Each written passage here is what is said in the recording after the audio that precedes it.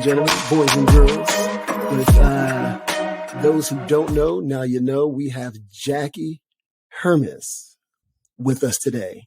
And she is not just an entrepreneur and not just a successful businesswoman, though.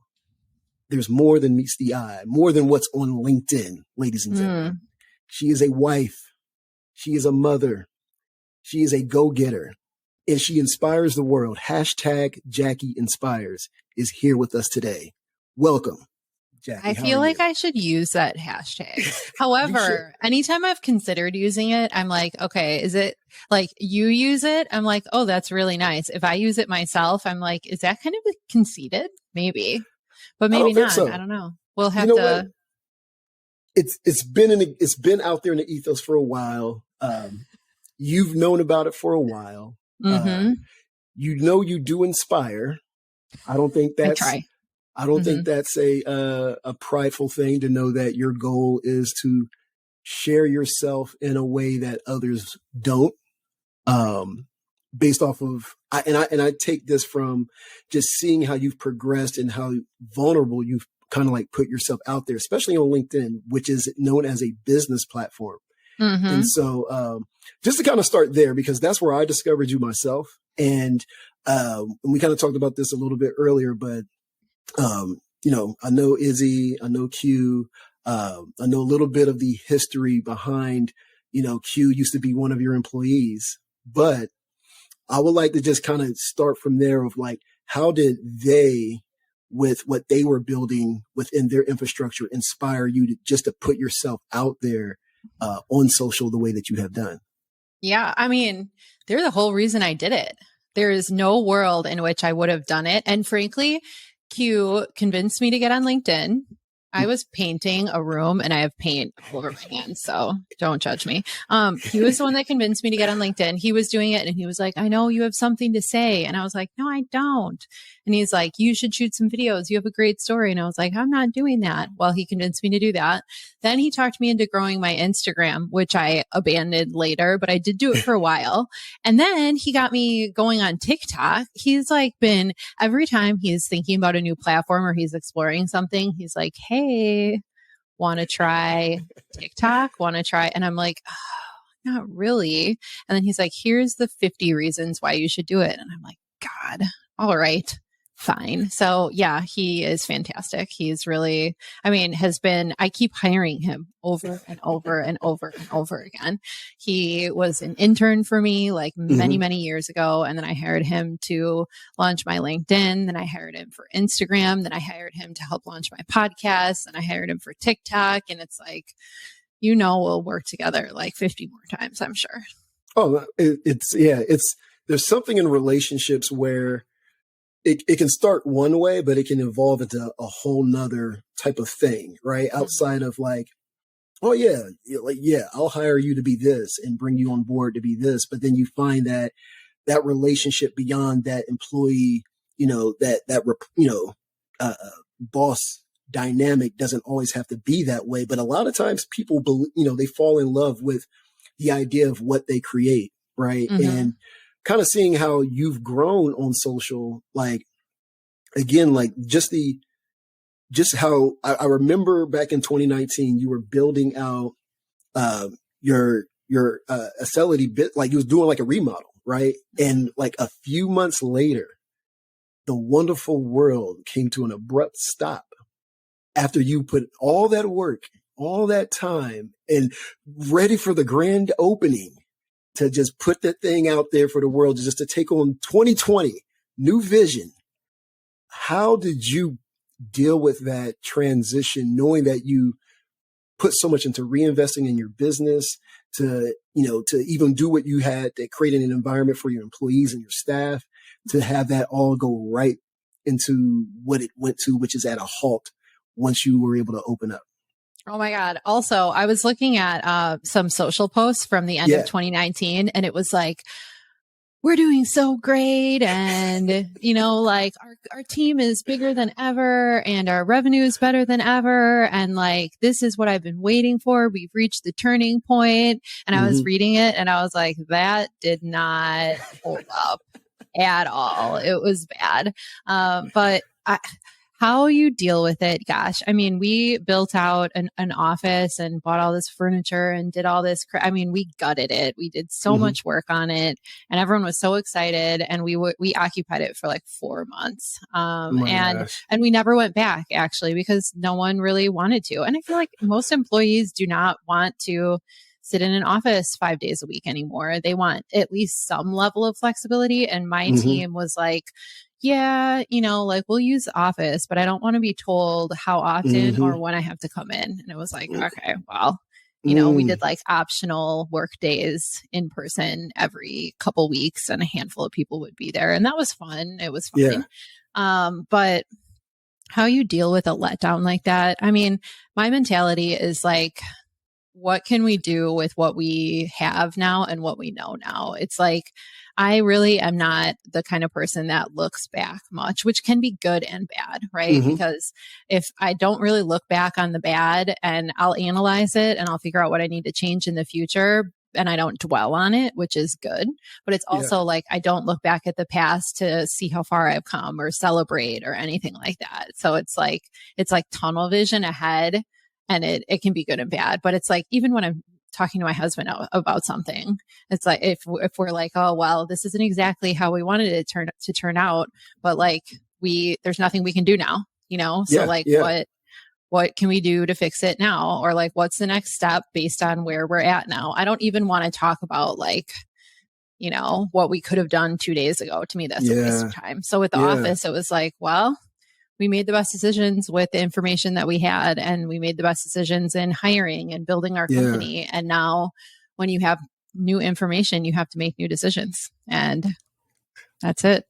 That's how we've been operating for a few years now. Yeah. But it's mind-boggling because, when you start something, because think about it, like your brand, you built this SaaS business from ground zero. Right. No funding, ladies and gentlemen, no outside sources, not, no hidden silent partners out here. She is putting her hands just like the paint on her fingers now. She's putting them to work. And so the way that I look at it is because so much when it comes to building a brand, from my understanding of it, people fall in love in the tangibleness, right? Those tangibles of like, oh, I have a building. This is my proof of concept, right? It exists. And again, you're looking at you being a minority yourself because you're a woman in a world where it's very male dominant, right? And so you're building something. Now you can show and prove, and you have the mindset to know that I can't cry over spilt milk because it's out of your control. And that's kind of the thing I want anyone that's listening, Jackie, is like, the purpose of this podcast and having individuals like yourself, because just to let you know, you're my numero uno, you're the first person on my pod. So, and I'm super excited to have, a person like yourself that has inspired me over the years, just seeing how you produce content and seeing how you can just persevere. It's your mindset. It's really about a mindset. And how did you even get to that place? Because I understand that, you started off having, a child in the beginning before you even built your brand. And then, now I know that you have 2 additional children. Now you're a wife. And I believe you got married during the year of the pandemic as well. And so how did you like develop like that mindset from the beginning? Is that ingrained from childhood? Is that something that you knew you had to just cut your teeth in and figure it out along the way? That's a really good question. If I were in therapy, I would say it probably came from childhood, but maybe not like a positive lesson, right? Yeah. It's like I think a lot of us, when we go through traumatic things, we don't like to look back at them. And I think I've been able to parlay, not that I had like this horrid childhood, like I love the crap out of my parents. I've talked to them both in the last day, and also like, I know that they did the best with what they knew and what they had as resources, and I forgive them. And so it's like, I think it was maybe a coping mechanism that I was able to parlay into something that is positive. And I think I talk to my kids about that all the time. Like 2 of my 3 kids are adopted, and neither of them had like perfect childhoods, you know? And so it's talking to them about like taking your situation and the bad things that you went through and turning it into like something that gives you power and something that, you know, can be like a positive force in your life instead of something that can take you down. Yeah. So, yeah, I mean, we got deep in like minute 10, but that's my answer. Jack, like, but that's the thing is like, I love that you allowed yourself to go into that space because again, I've listened to you be interviewed all the time and we can spend the same amount of time you spend on any other pod where we can talk about just the business itself. And we know you're successful. Anyone listening, this woman is successful. She's not lacking in what she's doing and what she's producing and what she's capable of. I just want you to kind of hear the mindset because the goal is we're in the space. We all have to deal with marketing ourselves and putting ourselves out there, whether we're doing it on LinkedIn or we're doing it for our boss in our 9 to 5 or just starting out trying to build something up. Understanding the framework that Jackie's situation isn't, oh, she's special. Her situation is different from mine. No, she started off as a single mom and building her brand. And in that, she took on 2 additional children on top of that are outside children, right? And so just think about the mindset that you have to have on top of that, then getting married in the year that she had to pretty much shut down her shop as it relates to people going in office and then, and getting married and saying yes to that. Like you could have went crazy in your mind if you allowed yourself to just focus on what you couldn't control. And I feel like a lot of us do that. We'll go into a space where we're so pissed at the idea of why didn't this work out? How come this is happening?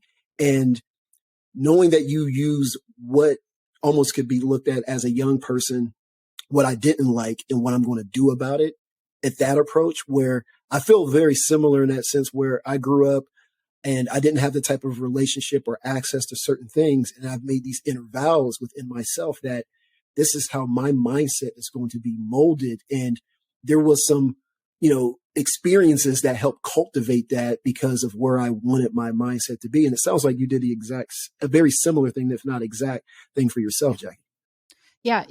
When I look at, so I was a foster parent for years and I look at like the families that I was working with while I was parenting their children. And a lot of times that is like generational trauma and generation after generation of the kids in these families are in foster care.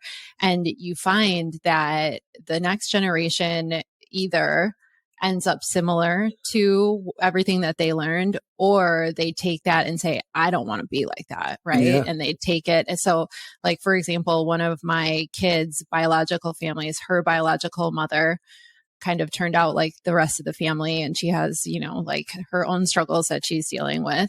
And her biological aunt is a surgeon. And it's like, like, And so she took her situation and was like, I'm breaking the generational curse, like I'm going to make it something different. And I think that's a very extreme example, but I think we all kind of have the responsibility of like, we have the things that we learn and the way that we're conditioned and the way that we're raised, and we have the responsibility of deciding what we're going to do with it. And it's really a beautiful thing when you get to the point where you understand that you have that power, right? Yeah. And some people never even get there. So, and I think you're pretty young, aren't you? Like, I feel like the fact that you have gotten to this point and in your life and like understand all of that is fantastic. Well, I think I'll take that as a compliment. I'm actually technically older than you. No, you're not. Yes, I am. No, you're not. 83 is the year I was born. You look like you're 10 years younger than me. Oh my God. Oh. I tell people all the time, like, I drink a lot of water. Like I look like you're like 25. Well, I mean, thank you. This is all a compliment. And no, it is. I take it. Absolutely.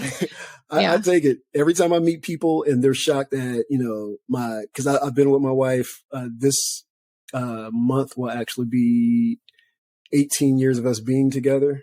And we have 4 kids. Yeah. Like I'm just blessed and appreciative that my youth has maintained. I knew you were younger and I knew you had kids, but I thought you or I knew you were married and had kids, but I thought you were younger than me. Oh, dang. No. Yeah. Yeah. Well, the assumptions we make. I put up my age on my birthday post on LinkedIn yesterday, and Yeah. some people were like, what? And some people were like, yeah. One time I posted something on TikTok and they were like, no way she's 35. Like, Yeah. Yeah. she's definitely 50. And I was like, Yeah. Whoa. The rude. disrespect. I know. That's when I started Disrespect. taking my skincare routine very seriously after that TikTok video because I was so unhappy about it. I'm like, yeah. To the haters out there, don't disrespect hashtag Jackie Inspires. Hey. Or anyone on the internet. Yeah. Like, Or anyone. Like that kind of goes into the space of like you stepping out into that space of social, right? Because even now, like my wife, she's in clinical mental health, and as she's trying to build her own brand and she wants to eventually go out and be able to go outside of the agency she works for now. But she's an introvert, right? Like she kind of keeps to herself, and finding that balance.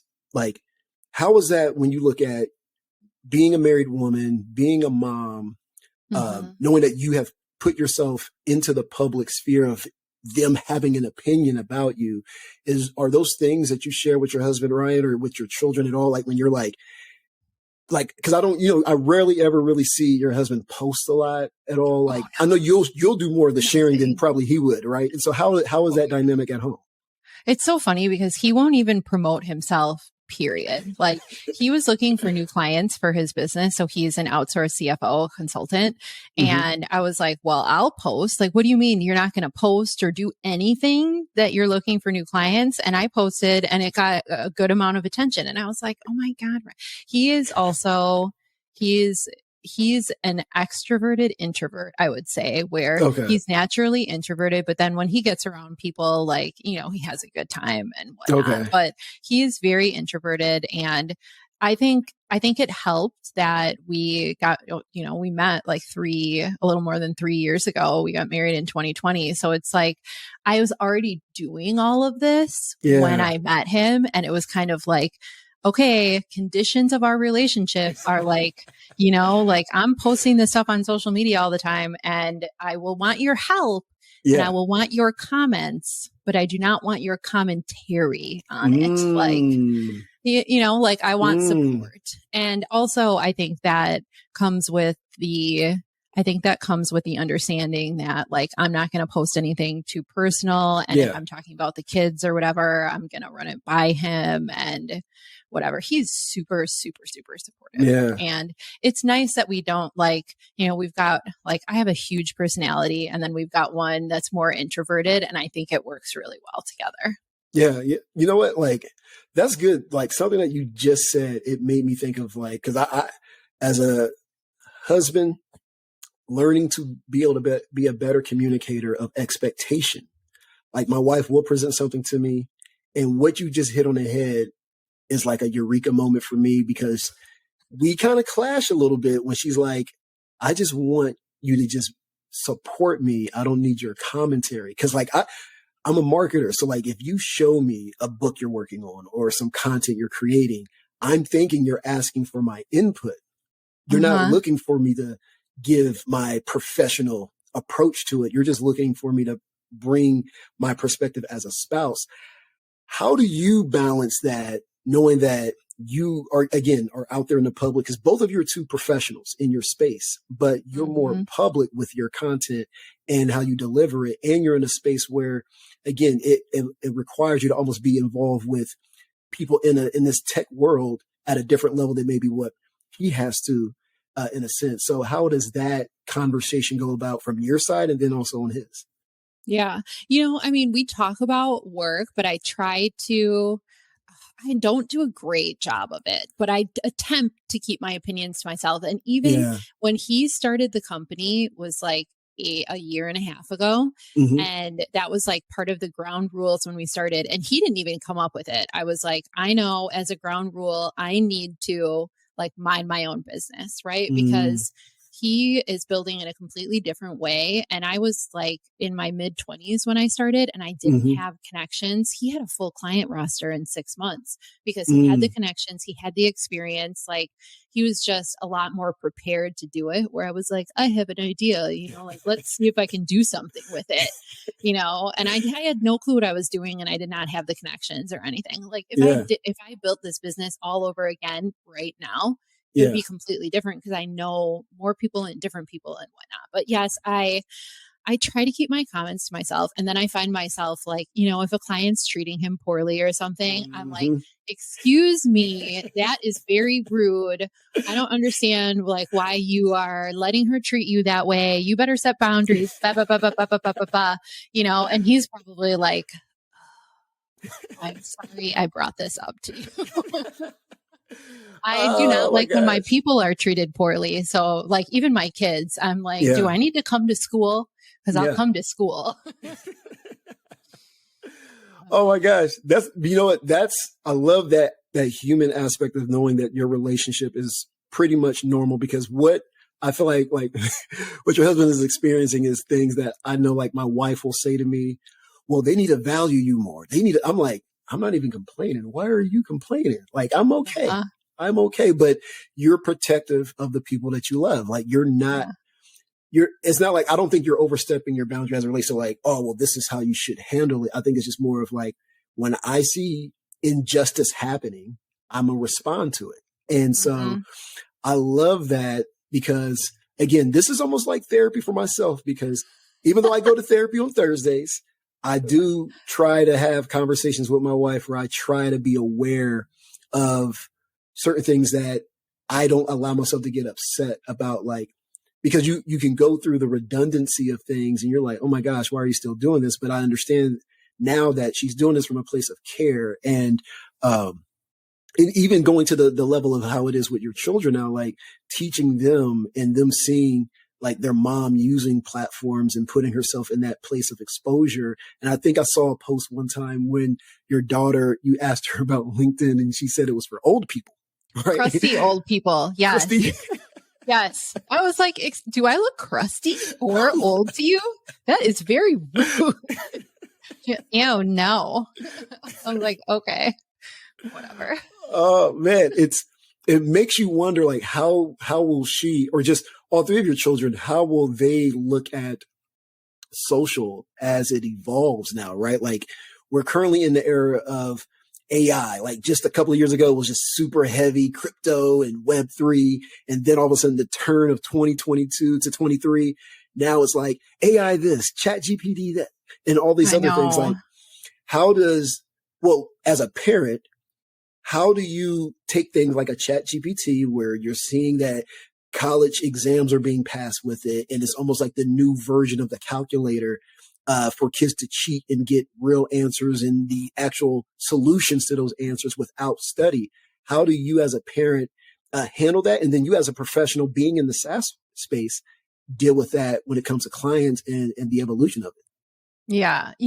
I have an interest in all of these things professionally, and I will sign up for platforms and I'll poke around, and I'm not like fully adopting any of these new things. I am like poking around, learning what I can learn and seeing what happens. And I think that that's usually my mentality around lots of things. Like, so for example, my company is a HubSpot partner and we resell the HubSpot platform, and they just rolled out what look like some pretty big changes to how partners are like tiered and paid and all that stuff. And people are outraged. And I'm like, all right, I'm not going to waste my energy getting mad about this. I'm going to see how it pans out, and it's the same thing. Like, people are so about like every single new technology, like, oh my God, it can be used in these ways and it's replacing content writers and we're all going to be out of a job. And I'm like, please please. I don't have the energy or the time to get so worked up about so many things. And there's always something new to be worked up about. Yes. So, I mean, I think it's important to educate and use what you can, but it's also important to know that things rise and fall so quickly. Like crypto has been a nightmare for the last year. And I mean, like my son is, like, I'm going to be doing this and I'm going to be doing that. And he's like making drawings that he's going to try to sell online as, oh my God, what I forget what they're for. NFTs. Yes. Wow. How did I just forget what NFT? And the thing with NFTs too is people were like, I swear I have some friends from high school that were about to like buy this incredible plot of land and build like a multi-million-dollar house with all their crypto and NFT money. And then it went, and I was like, oh no, like, did I put $500 into Luna coin or something when it was like at the bottom? Sure. My husband was doing it. And I was like, okay, well, you can't get rich without me. And if he's using his own money per our prenup, I can't have any of it. So I was like, well, you better put money from me into it. And he was like, no, that's a bad idea. I'm taking risks. And I was like Venmoing him like, okay, I'll do these little things, but I fear going all in on those things because it's just like, I mean, like I've gone all in on LinkedIn and LinkedIn could yank. The platform could go goodbye, right? They could totally start throttling engagement and views and I could be screwed. So it's like, you have to kind of like control what you can control in all of these situations. I went down a very large rabbit hole. No, it's good because it paints a good picture to kind of understand for anyone listening. Like when you're looking at what's happening around, don't freak out. Don't allow yourself to be overly indulged in an area thinking that this is the new eureka moment or you just found gold in this space. It's allow yourself to temper your approach. Allow yourself to be aware. Don't stop everything you're doing just to go the whole 180 different direction. And again, this is what I'm taking from it. And so anyone listening, I hope that they're able to dissect and take what they need from it, because I feel like the deeper that you go, it causes, I know individuals like myself to think. Like I really process information and I wonder, because I was in the crypto space, I got a couple of NFTs, and I know my mindset at the time, Jackie, was really on, I'm just trying to see what happens. Like I never allowed my mindset to think that, oh yeah, this is my lottery ticket. And if people approach these new technologies like this is the new lottery, they're going to be very disappointed, thinking it's going to be one thing and it's not. That's my problem with all of this, because the only stories you hear are, oh, this person, this friend of a friend's cousin's aunts, who knows, bought Bitcoin right at the beginning and now they're super rich. And it's like, that could happen. And you could also go broke, right? Yes. And so it's like, that's why I'm building my company and I'm staying focused in front of me. And like, there are, like I'll chase a shiny object here and there and I'll like dabble and learn about, I mean, I have so many random things that I learn about, right? However, I like the business is something that I can largely control. And I mean, crazy stuff has happened in the last however many years with COVID and whatever. However, like I still am in charge of like making the decisions and controlling how money goes in and money goes out and all of those things. So I don't know. I get too worried. And then I'm always very jealous when someone like hits it big. Those same friends have won the lottery multiple times. And I'm like, who wins the lottery? Right. I was at their house in Minneapolis and he won like $10K on like a basketball bet. And I was like, what? I was like, how much do you even bet to, like I mean, it's like his like side hustle and he makes a good amount of money doing it. But I was like, oh my God, I'm overwhelmed just thinking about it. Well, not like it's funny, like, cause, over the new year, Ohio passed being able to do sports betting. Yeah. And you are finding that to be a trend. I know definitely out here in Ohio where everybody's like, oh yeah, I'm betting on this and I parlayed this. And I'm like, man, I don't even gamble. Like the closest thing, which is, doing the crypto and the NFT and the Web3 space. That's where my attention is, and my expenditures go mostly to, outside of sneakers, of course. Mm-hmm. But with that, it makes me think of just what you said. Like, everyone sees that, and there's nothing wrong with, like you just said, like chasing certain things to kind of figure it out. Like, could this be applicable? Would it make sense down the road as something that can be in integration?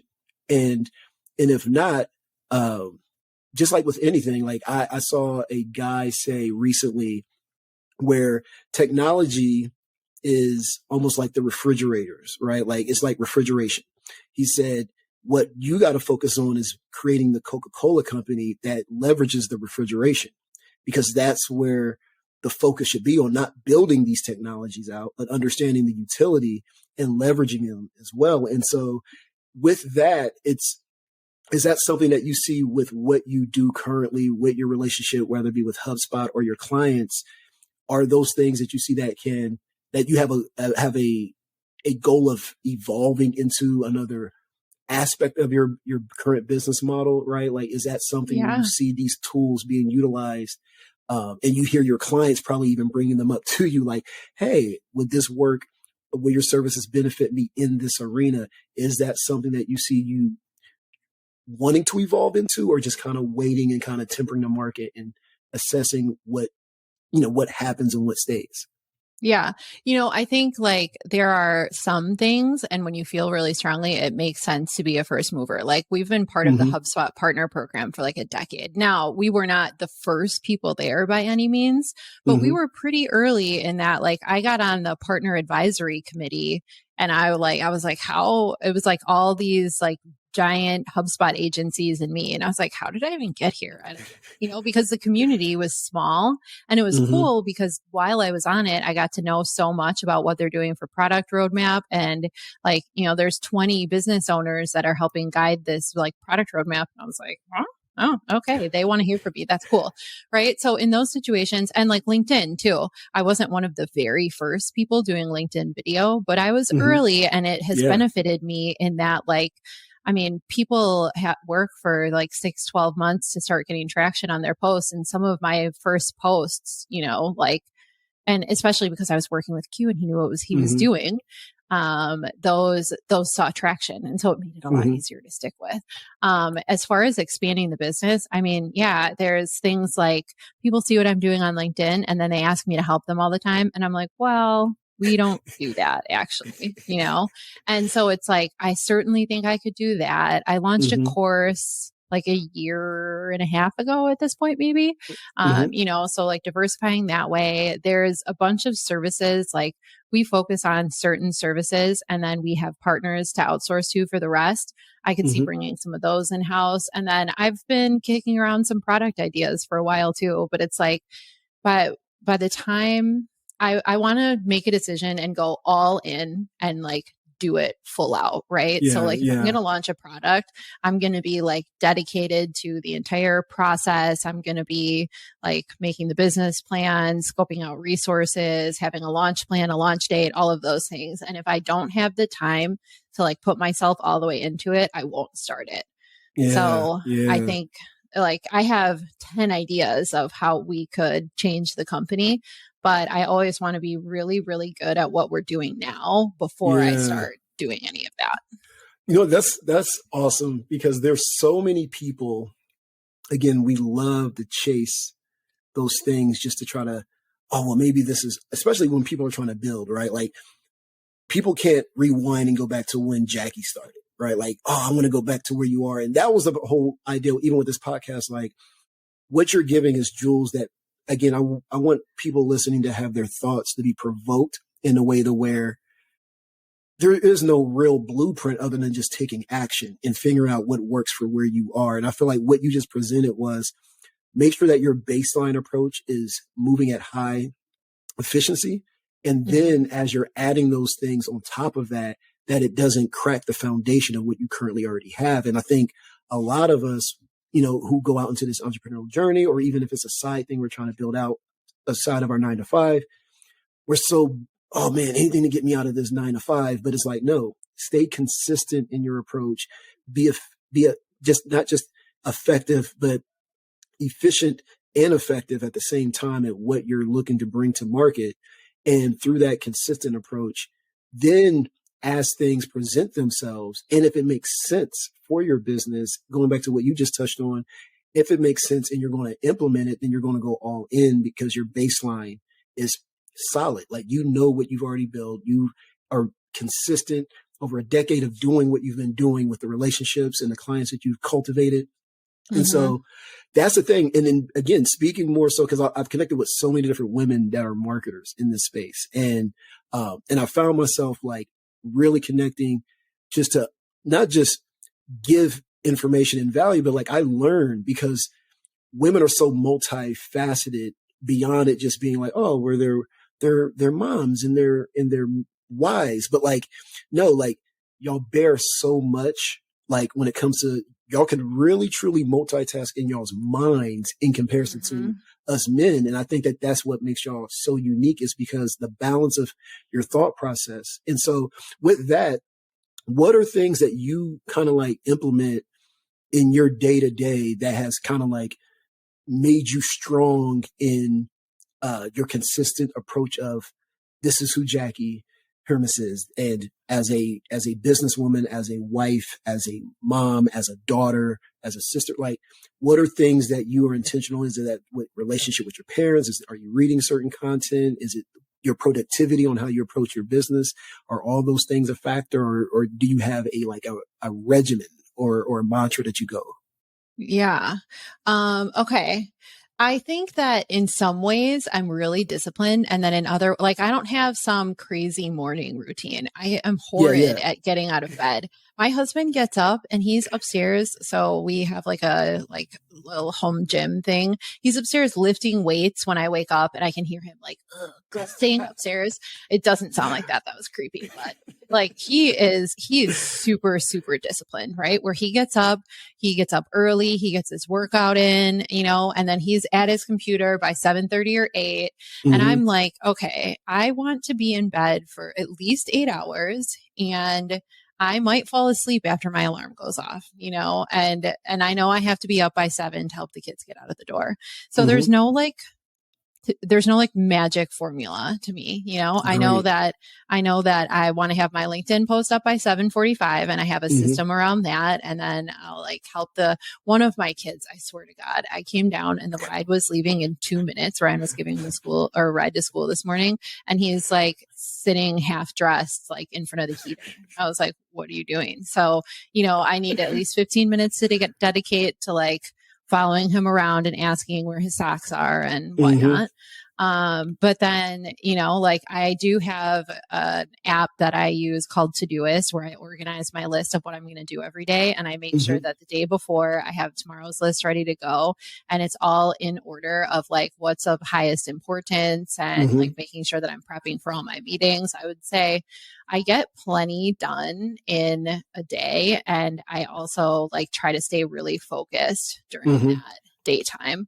And I mean, so I'm like a big like apps and systems person. I do have, oh my God, I'm looking up this app and my son's texting me, can I have my iPad? Like, fine. So I have this app too, which is called Streaks. Okay. And it's like every day you track. So I have like my supplements on here. I have the number of steps I want to walk, my workout, how many cups of water, how many servings of vegetables. Like I track the days that I don't consume any alcohol, and like whatnot. And so every day I'm like trying to get as many of these completed as possible. And it's not exactly like a regimented like system in time, but it's making sure like I know that my body works the best when I get enough sleep, when I work out, when I get my movement, when I consume my water. I started tracking my vegetable intake and realized I was not eating enough, even though I'm a pretty healthy eater, but just like the recommendation for like people that are really healthy is like 6+ servings. And I was like, oh my God, that's a lot of freaking vegetables, like better start eating more salads. So I think just like putting those systems in place for yourself. So I have my to-do list. I know every day where I'm looking for that. I have my daily habits. I know every day what I'm trying to do. And once you get into that habit, I think you will be more successful. Also, this Whoop band If you have you heard of this? No, I haven't. It is like, when I signed up for it, they were like, professional athletes use this to track their body. And I was like, well, I'm not an athlete, but I'll give it a shot. I've been wearing it for like 2 years. It's like a Fitbit, Apple Watch type thing, but it teaches you about like how much sleep your body needs and how much sleep debt you're in and how much like energy you're exerting when you're exercising. And it gives you like coaching on like when to go to bed, how much more exercise you need to get every day, like what your resting heart rate is and how you recover overnight. And so it's like, I've learned so much about myself.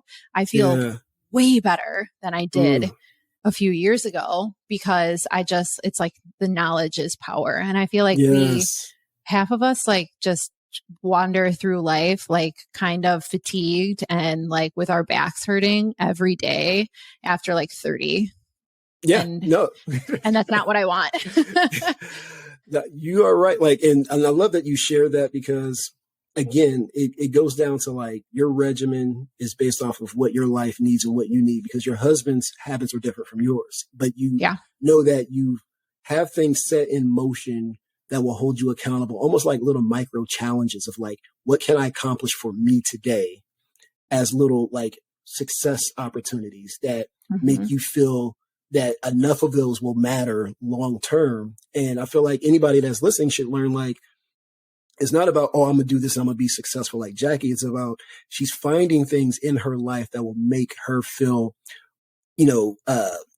more productive and be able to operate at a higher level for what she has going in her personal life and also her own professional life. So it's not to mimic like, oh, I'm going to do this and then I'll get to there. And I don't want to have anyone listening to this and thinking like, oh, I'm going to do this because this is what Jackie did in order. No, it's more of finding systems that work for your day-to-day lifestyle that whether you're a mom or a dad or a stay at home or you work out of the office. And even for myself, like as I hear that, what systems do I have in place that make me think like, what can I do to improve my own process to be able to operate at a higher level? And that could be eating better for myself, but that isn't going to just necessarily be because Jackie said for herself. It's just more of like, can I just do self-inventory? It's pretty much what I'm getting from what you're saying, Jackie, is like, do a self-inventory. You know what you currently need and what you should be doing, and just do that. And then put systems in place that will make that possible for you to hold you accountable. So that is awesome. And like find out what motivates you, like I am the perfect person for all these apps that like show you your streaks and because that motivates me, right? Like if I currently have like a 45-day streak of drinking all of my water, 48 days. You better believe if I'm going to bed and I check it and I still have 8 ounces of water left to drink, I'm going to get up and chug it and it's so silly, because it's like, who really cares about a streak in an app? And when you complete the whole page, it gives you a gold medal. I am super motivated by that. Like on the Peloton app, when my husband and I do our yoga together on Sundays, I'm always like, we have to do it under my profile because I have to keep up my streak. And he's like, oh my God, he doesn't care at all. That's not what motivates him. But so it's like, like what motivates you? Is it like having a really strict routine? Is it by seeing those streaks or some kind of achievement? Like I'm very achievement oriented. So yes, you absolutely have to figure out what it is that works for you. No, that's awesome. Yeah, because we can be in relationships and we think that we got to match that other person's behavior or patterns. And like, oh, well, if she does this or he does that, or they move this way, then I must be doing it wrong. Right. And it's not really to focus on what someone's doing right or wrong. It's about, again, finding out what motivates you, like you just said, and move towards that direction. Because again, either there is no right or wrong. What Ryan does isn't wrong, and what you do isn't wrong. It makes you both be able to be effective as two. I look at you as a power couple. Like we are able to be our best selves together because we know what we need individually to put ourselves in that position. We both definitely think what the other person's doing is wrong, though, and that we're right. Because we are just those people. We're always like, I don't have to do it. I swear to God, I was getting on a meeting and trying to finish painting, and I was calling him in like, can you finish this one wall? And he was like, why does it have to be done that way? And I was like, because the paint streaks are this way, so we have to feather it the other way. And he was like, oh my God, like if you're asking me to finish something that you said you were going to do, then I'm just going to get it done the way that I'm going to do it. And I was like, okay, that's very fair. Yes, he sounds like a husband and you sound like a wife. Yeah. It's accurate. We have these conversations all the time. I swear to God, like, okay, it doesn't have to get done the way you want it. We're both very strong personalities in that way and very type A. Yeah. And it made me go back to even now, like, are you still doing did you obtain your pilot's license yet? Or are you still in process? No. Okay. I want to pick it back up, but I stopped during COVID.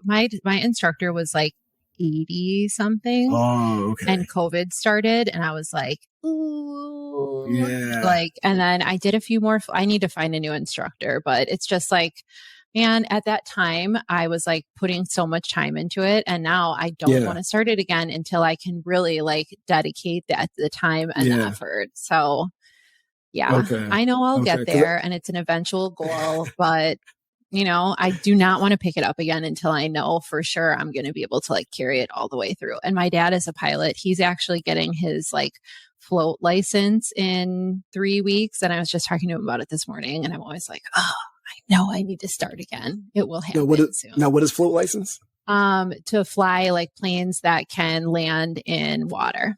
Oh, okay. Mm-hmm. He is he was a flight. So the whole reason I started it, which was maybe not the right reason to start or the right timing, is because he was a flight instructor. And he was retiring his flight instruction license and I wanted to fly with him at the beginning. And I was running the company and I was running Women's Entrepreneurship Week here in Milwaukee and it was like, it was a little bit too much, but I was I want to start this now so I can do it with you. And then I was just like driving myself into burnout. So everything happens. But you was aware. Reason. Yeah. But you were aware. And again, like, cause that goes into like being aware of like, cause I know I've done it. Like I'll try to, yes to this. Oh yeah, I want to do that. And taking on a lot of different things. And I'm like, oh, I know I'm content. I know what I'm doing here, but it's like, but your body needs to be able to rest. Your mind needs to be able to rest. And anybody else that's listening is like, just even take that, what Jackie's saying is as an example, like you might have all these aspirations and might have started something. You might feel like, oh, I got to get back to this and start chasing these things. And it's like, no, like be aware of what you can actually maintain and handle presently. And then if opportunity presents itself, open space of, what your schedule can create for you allows you to do it, then you move into those things, but not at the detriment of your own health and your mental well-being as well, on top of whatever else you are obligated to be managing, especially when it comes to extracurricular things. It's good to aspire to be a part of things outside of your day-to-day, especially when it comes to something that is connected to you so closely to something that your dad was a part of or someone that you care about. And so again, nuggets that I continue to absorb from you. And so, and burnout always follows a pattern too. I always get to where I'll get more and more and more on my plate. And then I start making jokes about how full my schedule is. And I'm like, I'm feeling really, really full, but I'm not stressed yet, but I might be close to a breakdown. And like that, I don't know why I do that every time. And then suddenly I'm like, boom. And I'm like, laying in bed, like, why did I do this to myself? And then I'm canceling a whole bunch of stuff on my calendar. So if you can learn to now, anytime I know if I'm feeling stressy and I'm like, making light of it. Yeah, it's time to take a serious look at what I'm doing. And then I can avoid that, week of laying in bed part. Now that I've been through it a few times. What a weird pattern to get to burnout, by the way. I don't know why I do that. But I think we all have our little quirks, right? When it comes to that, like your body is telling you, hey, we're at the edge right now. And, but we'll push ourselves because we have such a drive towards nah, I'm going to just work through it, or I'm going to push past it, or think you're going to will yourself in some capacity through what your body is trying to tell you.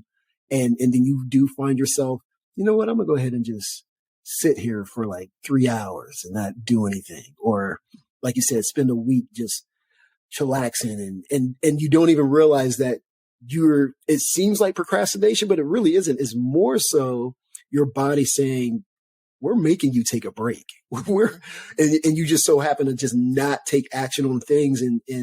But again, that's that self-discovery. Even in someone in your position that is successful, it still shows like you're a human being. You're not a machine. And I love getting to have that understanding about you, that you ain't just grind to the end, like, oh, super mom all the time, super wife all the time, super business entrepreneur, CEO all the time, and doing this all the time. And it's like, yeah, you are busy and you are highly productive, but you do experience what we all experience because you're a human being.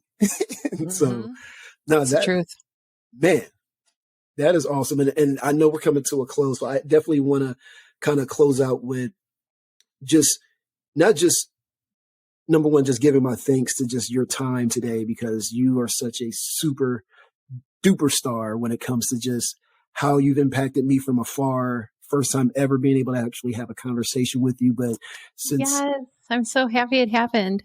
Oh, I am. Like, since 2019, I've been wanting to talk to Jackie in real life since 2019. And I was, you were just a person that I just felt drawn to, inspired from afar. Just like, man, like, she has her own marketing company. Man, she's doing this. And I remember when I met up with Q and Izzy at Inbound, and, just seeing just that, other members of the Midwest, just being able to talk to them as well. And I'm like, man, like, just seeing like, oh, all right, I want to be around it. Like, I was making plans to even try to go to Milwaukee at some capacity of like, maybe I can go connect with her at her office, and then maybe that would be a possibility or whatever. But anytime I just see your content, awesome. It seems like it, like just seeing even what like everybody there. And I'm like, man, like that's a whole nother like aspect of the Midwest I haven't experienced yet. But, just to kind of leave your final thoughts of like, again, the pod is the Anti-Marketing Club, which is anybody that doesn't feel like they fit in, they actually do. And how would Jackie, inspire or encourage, I would say, because I know Jackie inspires all the time through her LinkedIn channels, which we'll let her plug here shortly. But what would be something that you would say to empower those who don't feel like they fit in this box of putting themselves out there, putting their brand out there, but at the same time they do? What would Jackie say? Man, I feel like there's so many situations where people think they don't fit in, and actually you're the one that people are going to be following in the future, right? Because just because you don't fit in what does that mean? Like, you aren't fitting into what other people are comfortable with. You aren't fitting into the norms and expectations of others. I think it's a hard lesson to learn, especially as you age from like a teenager into your 20s, and fitting in is like the top priority. But actually going against the grain and doing things that people aren't doing is way cooler. And you totally learn to drown out all the people that, I used to get so many texts of like, ooh, haha, this is what you're posting on LinkedIn today. And I was like, dude, unfollow me. Like, I don't need your dumb commentary. Are you jealous, or are you annoyed, or whatever it is? Like, we don't need to be like tight if you're going to make fun of me all the time. And people thought it was really funny to make fun of me for a while and like poke fun at everything I was doing. And it's like, whatever. At first, my feelings were very hurt. And over time, you learn to just drown it out. And then over time, people come to respect what you're doing. So you just have to do what you know is right and keep going. Man, Jackie, official club member of the Anti-Marketing Club. You are the first lady to attend, the first person for me to interview. I am so gracious for your time. I apologize if I did even go over the time, but no, this was fantastic. Are awesome. And man, that's all I have for you guys today. This is Jackie Hermes. Follow her on LinkedIn, and I'll put her socials and her website and everything in the description, and definitely follow her, engage with her, be a part of her community, be a part of her ecosystem, please. Yeah. And DM me. I'm in the DMs there all the time. So I'm happy to chat and whatever about anything. Clearly, we covered a lot in the last hour. Now, this is great. Well, everybody, appreciate your time and talk to you next week. Thank you.